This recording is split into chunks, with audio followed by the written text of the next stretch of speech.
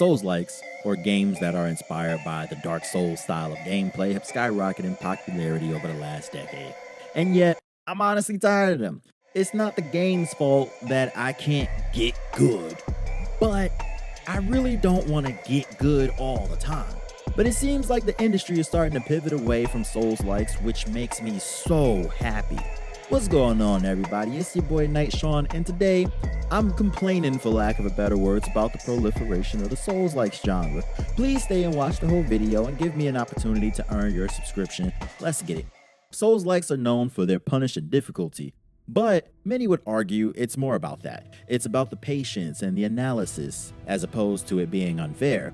At its core, Souls-likes are about learning an enemy's attack patterns, mastering the art of timing, and being careful not to overestimate your own capabilities.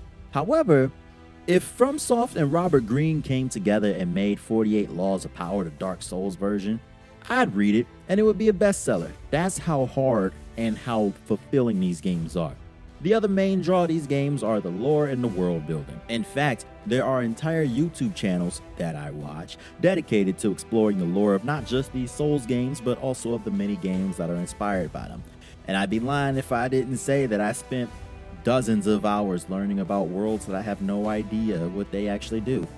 But, for me, keyword me, hi, I'm the problem, it's me, this style of gameplay frustrates me very much. Now don't get me wrong, Bloodborne was the first FromSoft game that I played and I fully loved.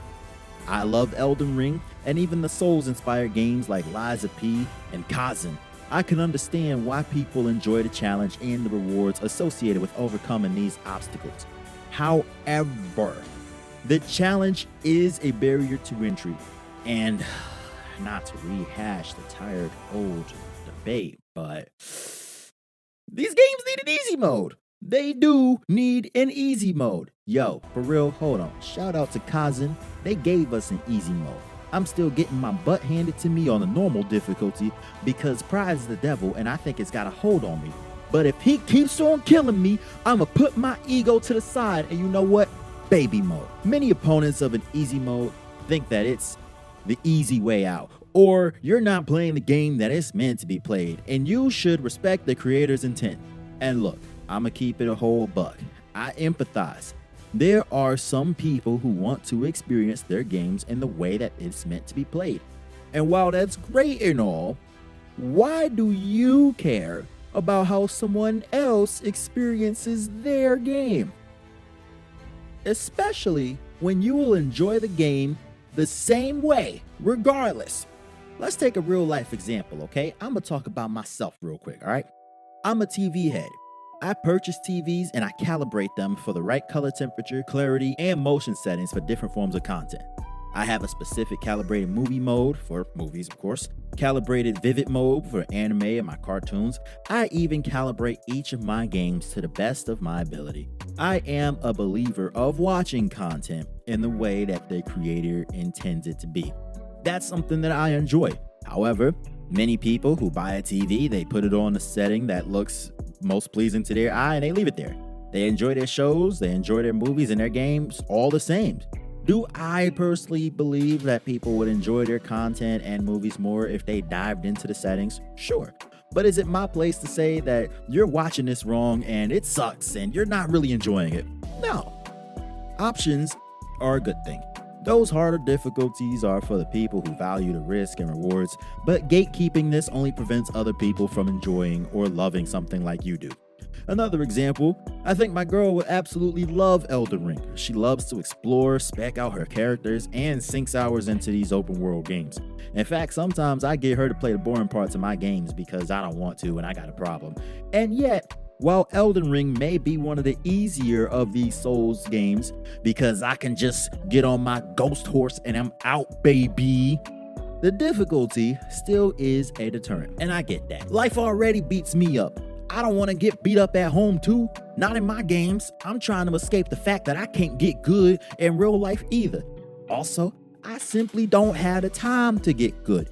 Sometimes I got a few minutes to game, and when I do, I like to enjoy my time. And I know, there are going to be plenty of people, and there are plenty of Souls players that got 3 kids, 2 jobs, LLC, married, volunteers in their community, and they still find time to get good. And you know what? I salute you. And that's great. But I'm talking about me though. It's all about me! And it really sucks that I can't get into them. Because these games have some of the most creative and diverse worlds, some of the most gangster bosses, and I really want to enjoy them, but they aren't for me. So, okay, fine. Maybe the Souls games aren't my jam. That's cool. However, my other problem is that because the Souls style type of gameplay is so popular, so many developers are doing it. Imagine my frustration seeing a game that I think looks cool, or to find out, it's another Souls-like, and now I gotta run around the battlefield and look at patterns, and every time I die, I lose my points, and I just... It's not as though all of these games are unforgiving either. For me, it's just the exhaustion of the gameplay loop in so many of these games. Mind you, I'm from the era of Devil May Cry. I love my character action games, where despite the difficulty, I could pull off some incredible combos, engage in some crazy boss fights, and honestly feel good about myself. But even when that game was out, so many others were inspired by this formula. From the good copycats like God of War and Bayonetta, to the meh one like the one Jack Black game. I can fix anything except that. The argument I'm making isn't exclusive to Souls-likes or to any genre that gains popularity. While I love the fast and frenetic action of, say, Nier Automata, probably because I got ADHD and somehow it all makes sense in my brain, those games too presented a barrier to people who couldn't make out what's happening on the screen and missed all the chaos. Naturally, when a trend worked in my favor, I didn't have a problem with it. But now that it doesn't work in my favor, I'm upset. And that's a bias that I'm willing to acknowledge, and it's not lost on me. But at least those games had an easy mode though, I'm just saying. I find as I get older, my time and my patience are kind of thinning. As a kid, I had a ton of time to master games, and honestly, there was no better feeling than be able to go to school and bully all the other kids and let them know how much better I am because I beat the boss and they didn't. Haha, Git Gud. Time and money are becoming increasingly luxurious items. Games are taking longer to make, and the industry is running out of new ideas, or those new ideas get shelved once they don't make a gazillion dollars. And I'm not saying that the Souls-likes needs to go away in favor of hack and slash, my favorite genre. I just think we need a little bit more diversity. And honestly, we're actually getting it.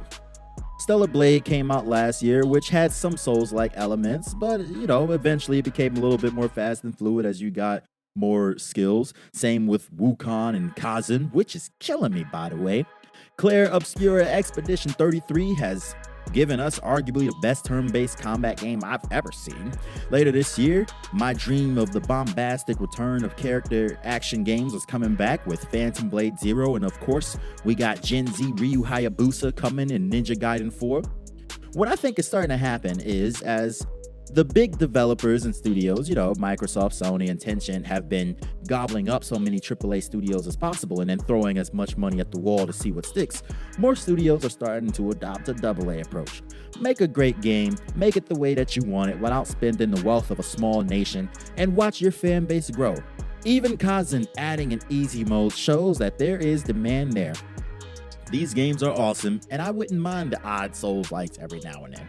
As long as I could pop in a dope character action, RPG or whatever and pull off some combos and feel better about the fact that I got yelled at work today and it wasn't even my fault. But that's all today.